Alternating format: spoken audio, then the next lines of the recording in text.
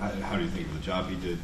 Yeah, I think it's unfortunate, to be honest, because I've never, and I was saying this, I never had an issue with any of my coaches before, as much as people may assume. Or I never had an issue with any coach, any players, any staff members, anybody actually, if we're keeping it honest.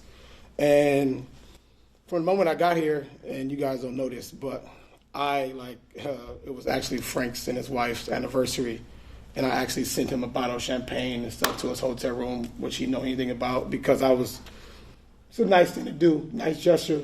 I'm coming to the team.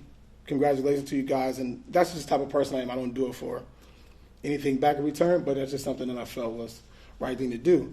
And I'm not sure what his issue was with me, or I'm not sure why, but I can't really give you an answer why we never really connected. Maybe, that's something that he has to answer, but I never, from the get-go was feeling like I was having to try to prove myself to him and my capabilities and what I've been able to do for this game. And it's unfortunate, but it's really not kind of out of my hands. Okay. Stephen A., deserving or undeserving, Russell Westbrook took a lot of heat this season. Did he get too much blame for the Lakers struggling? He got too much blame for the Lakers struggling. But Russell Westbrook did not get too much blame in terms of what was accorded to him in his direction. If we're talking about the Lakers have faltered, no, that's the front office. That's Rob Pelinka. That's Jeannie Buss. That's especially Linda and Kurt Rampus hiding behind everybody, trying to make every basketball decision and sitting in on coaches' meetings and all of this other nonsense.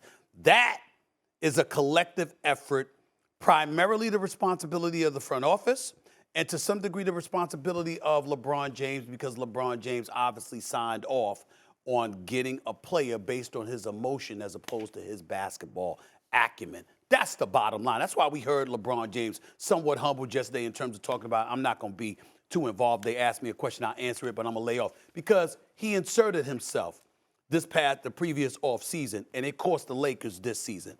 But I have to say this, Tim and Keyshawn. Russell Westbrook, when he talks about people attacking his character, if they've done that, they're wrong. He's a good brother. He's real. He's not fake. None of that stuff. And he's a Herculean athlete, no doubt about that. He just can't shoot, and he tends to turn the ball over. When you have the ball in your hands and you're a point guard, you turn the ball over too damn much, and you can't shoot perimeter shots in this day and age. That's a problem. But I have to tell you that every time I think Russell Westbrook embarrasses himself at a press conference, he one-ups me. Last year with the Wizards, he sat up there and said, championships don't matter to me. I've seen plenty of champions that are less happier than me. You can't say that. What the hell's wrong with you? People walking through the turnstiles pay to see you play. And you talk about, hey, championship don't matter. No. He had a press conference earlier this year. He said, hey, man, I had no expectations. You arrived in Los Angeles. You grew up out there. You arrived in Los Angeles wearing the purple and gold, got Keyshawn and other Lakers supporting the Lakers franchise, stuff like that. 17 world championships. And you're going to sit up there with a straight face and say that with LeBron James and Anthony Davis as your teammate, you had no expectations? You can't say that. Magic Johnson sat right there. I said, Magic, can he say that? No, he can't say that. And just when I thought I would sit up there and I heard it all from him, he shows up at the press conference yesterday and essentially throws Frank Vogel under the bus, a now fired Frank Vogel, who, by the way, started you 78 games. He never benched you. I'm talking about the return from the starting lineup. Now, he had to pull you out from a couple of games because he's trying to win the damn game because you had gone through such a slump. There were people literally publicly speculating whether or not you should see a sports psychologist. That's how bad we thought Russell Westbrook. I didn't say that, but people were saying that. And you go to a press conference yesterday and you bring up how you sent them a bottle of champagne. What the hell does that have to do? He's the coach. He's there to coach you, not to be your friend, not to sit up there and cultivate a relationship with you that makes you feel good or whatever. I mean, he ain't treat you like trash. That would be different. If he disrespected you, that would be different. But you got to play. And at the end of the day, you gave the indication, Russell Westbrook, You gave the indication that the relationship with Vogel was problematic, as if that excused what we saw from you. Russell Westbrook pulled up from 15 and 17 feet and hit the side of the backboard in a layup line, Keyshawn.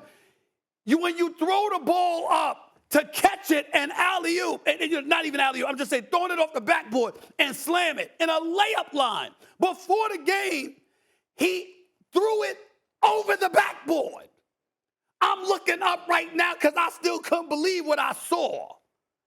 These are the moments, and that's just a couple. They actually have done blooper reels on a Hall of Famer, unquestionable Hall of Famer.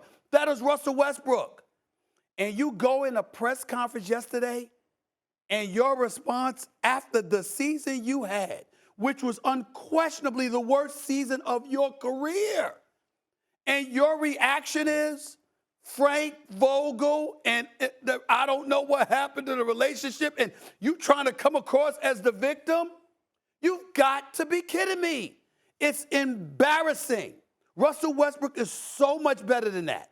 The man is a superstar talent who had an awful season, who should be working on his jump shot, okay, period. Get your perimeter game together, get your decision-making together. But this, guys, that's what I peeled away from. I couldn't believe that you picked yesterday and you talking about your relationship with Frank Vogel when you started 78 games like you were robbed of an opportunity to produce. You had opportunity night in, night out to produce, and you had some good games, but you had a lot of bad games. You got to own that. As Magic Johnson would say, stop with the excuses. Just own it. Thanks for watching ESPN on YouTube. For live streaming, sports, and premium content, subscribe to ESPN+.